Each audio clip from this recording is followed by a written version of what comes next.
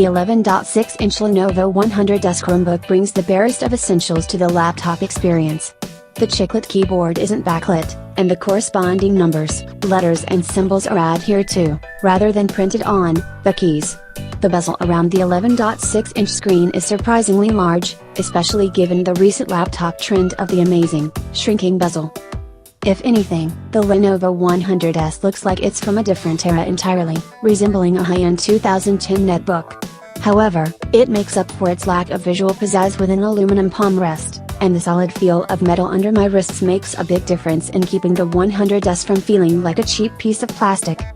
There's nothing offensive about the laptop's design, but there's also nothing truly outstanding, either.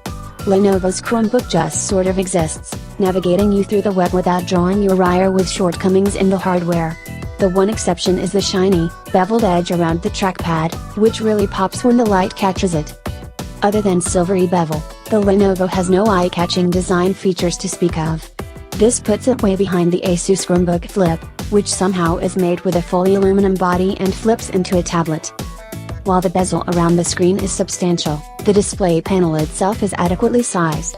I was worried the 11.6-inch screen would be too small to be useful, but the 1366 by 768 resolution is just right and everything scaled well to the small screen. Color reproduction is a bit on the muddy side, as everything on the screen looks somewhat dull. The matte finish screen does a fine job of avoiding reflections, which makes it a decent machine to use outside, particularly on an overcast day.